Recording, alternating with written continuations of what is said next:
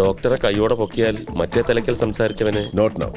അയാളെയും കാണണം, ഡോക്ടറെയും കാണണം, മറ്റു വല്ലവരോടെ അവരെയും കാണണം. പക്ഷേ എല്ലാ പഴുതുകളും അടച്ചിട്ട് മതി.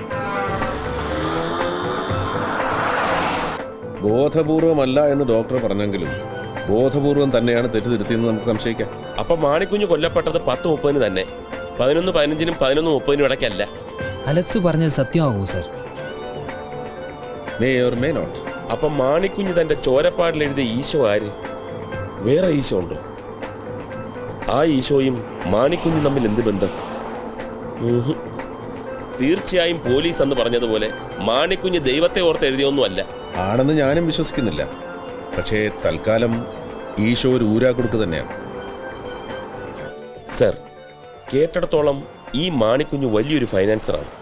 വളരെ വലിയ തുകകൾ വലിയ പലിശയ്ക്ക് കൊടുക്കുന്നയാൾ. അങ്ങനത്തെ കൊടുക്കൽ വാങ്ങലുകളിൽ ശത്രുക്കൾ ഉണ്ടാകുന്ന സ്വാഭാവികമാണ്. അങ്ങനെ ആരെങ്കിലും എക്സാക്ട്ലി. ആ സാധ്യത ഒരിക്കലും തള്ളിക്കളയാനാവില്ല. പക്ഷെ അത് നമ്മൾ എങ്ങനെ അറിയും? ആരോട് ചോദിക്കും?